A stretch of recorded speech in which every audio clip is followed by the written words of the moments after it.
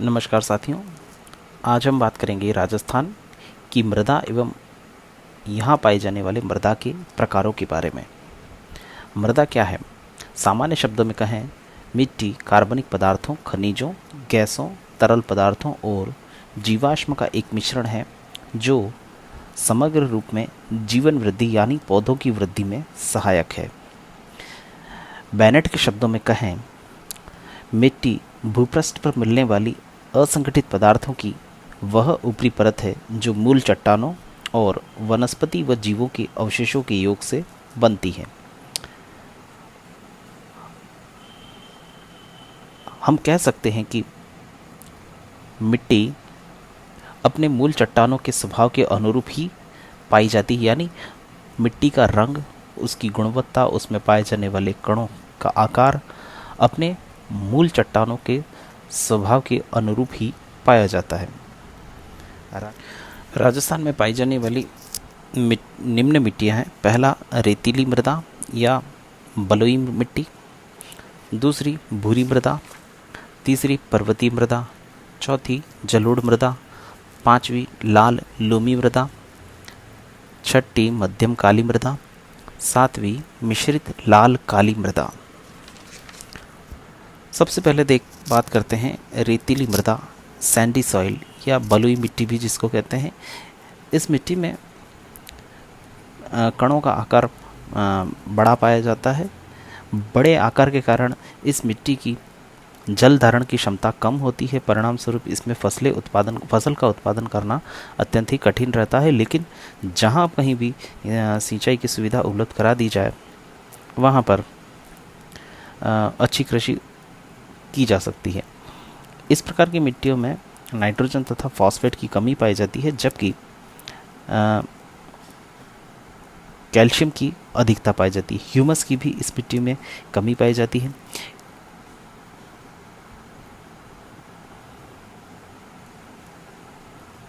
Calcium की अधिकता के कारण यहाँ पर अक्सर कैपिलरी एक्शन का गतिविधि होती है, जिसके कारण कैल्शियम ऊपर आ जाता है और एक परत के रूप में विस्तृत हो जाता है, जिससे जो मृदा है वह कठोर हो जाती है और अनुपजाऊ हो जाती है। रेतीली मृदा के क्षेत्र में वायु अपरदन सर्वाधिक होता है। वायु अपरदन का प्रभाव सर्वत्र चट्टानों पर दृष्टिगोचर होता है। इस रेतीली मृदा के 3 उपविभाग भी किए गए हैं, लाल रेतीली मृदा के रूप में, पीली भूरी मृदा और लवणीय मृदा। लाल रेतीली मृदा नागौर, जोधपुर, पाली, सीकर और झुंझुनू में पाई जाती है, जबकि पीली भूरी मृदा, जिसे सिरोजैम भी कहा गया है, यह पाली और नागौर जिलों में पाई जाती है। लवणीय मृदा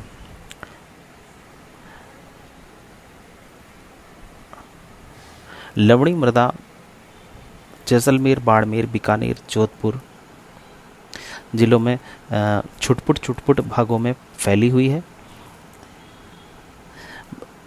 इस लवणीय मृदा में बाजरा, मोठ, मूंग इत्यादि की खेती बड़ी आसानी से की जाती है। लवणीय मृदा के उपचार के लिए जिप्सम का प्रयोग किया जा रहा है।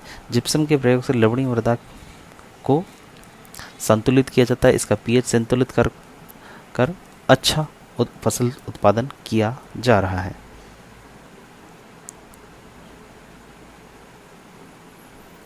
दूसरी प्रकार की जो मृदा है वह है भूरी मृदा, ब्राउन सॉइल। भौतिक विभागों राजस्थान के भौतिक विभागों की बात करें तो बनास व उसकी सहायक नदियों का जो क्षेत्र है वहाँ पर भूरी मृदा पाई जाती है। इस भूरी मृदा में नाइट्रोजन तथा फॉस्फेट की कमी पाई जाती है। यह टोंक, बूंदी, सवाई माधोपुर, भीलवाड़ा, उदयपुर और चित्तौड़ जिलों में विस्तृत है। इस भूरी मृदा में जौ तथा ज्वार की कृषि लाभदायक रहती है। तीसरी प्रकार की जो मृदा है वह है पर्वतीय मृदा। जैसा कि नाम से स्पष्ट है, पर्वतीय मृदा पर्वतों पर पाई जाती है। यह अरावली के पर्वतीय एवं पर्वतीय भागों में विस्तृत है। इसकी विशेषता यह है कि संपूर्ण क्षेत्र में मृदा की मोटाई काफ़ी कम पाई जाती है, यानी कम गहराई तक पाई जाती है, जिसके कारण ये कृषि के लिए अनुपयोगी है। इसका रंग हल्का लाल से लेकर पीला और भूरे तक पाया जाता है। यह सिरोही, उदयपुर, पाली, अजमेर से अलवर तक विस्तृत है। सामान्य रूप से यह इन क्षेत्रों में मक्का की खेती की जाती है और मक्का की कृषि के लिए यह उपयुक्त मानी जाती है। जलोढ़ मृदा। जलोढ़ मृदा यह नदी निक्षेपों से निर्मित मृदा है।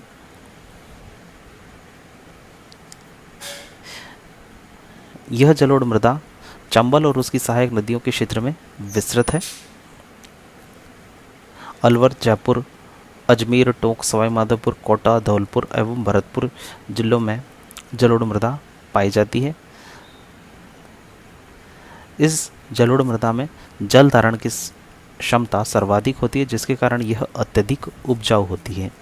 इसका रंग पीले से भूरा और लाल तक पाया जाता है। नाइट्रोजन व कार्बनिक लवणों की इसमें अधिकता रहती है, जबकि पोटाश, फॉस्फेट, कैल्शियम और जिंक की कमी पाई जाती है। खरीफ तथा रबी दोनों प्रकार की फसलों का यहाँ इस प्रकार की मृदा में उत्पादन किया जाता है। गेहूँ, चावल, कपास, जौ प्रमुख रूप से राजस्थान की इन क्षेत्रों में उगाई जाती हैं। लाल लोमी मृदा।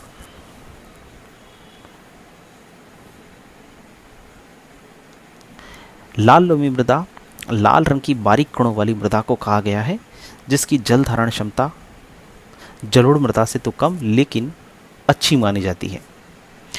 इस मृदा में लाल रंग का कारण आयरन ऑक्साइड की अधिकता है।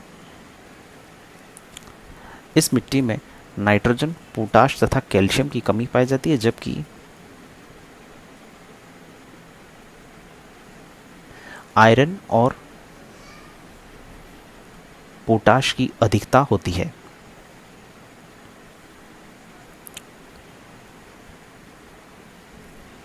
अरावली और उसके पठारी प्रदेशों में जहां वर्षा 60 सेंटीमीटर या 80 सेंटीमीटर से अधिक होती है, वहां पर लाल मृदा में फेरस ऑक्साइड फेरिक ऑक्साइड में बदल जाता है, जिसके कारण इसका रंग लाल दिखाई देता है। डूंगरपुर, बांसवाड़ा, उदयपुर, चित्तौड़, भीलवाड़ा इन जिलों में लाल लोमी मृदा पाई जाती है। यह चावल, गन्ना और मक्का के लिए उपयुक्त मानी गई है। मध्यम काली मृदा। दक्कन पठार की रेगुड़ मृदा या जैसे काली मृदा भी कहा जाता है, और जलोढ़ मृदा के मिलने से मध्यम काली मृदा का निर्माण हुआ है।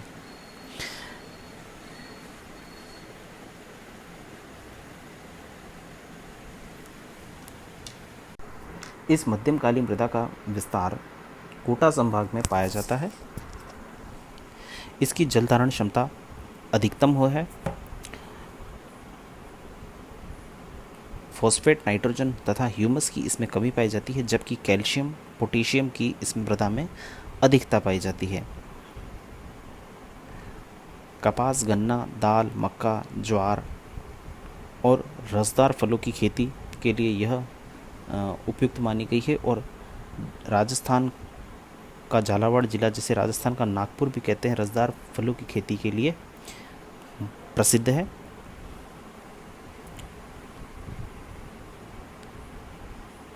मिश्रित लाल काली मृदा।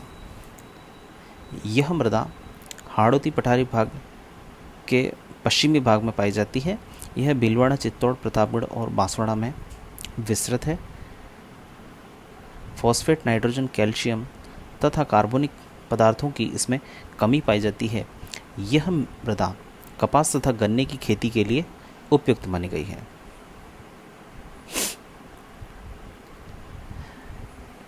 मृदा के इस प्रकार के वर्गीकरण के अलावा अन्य कई प्रकार के भी वर्गीकरण किए जाते हैं। वैज्ञानिक आधार पर वर्गीकरण अलग प्रकार से किया जाता है। ये सामान्य रूप से मृदा का वर्गीकरण रंगों के आधार पर और जल धारण क्षमता के आधार पर किया जाता है। धन्यवाद।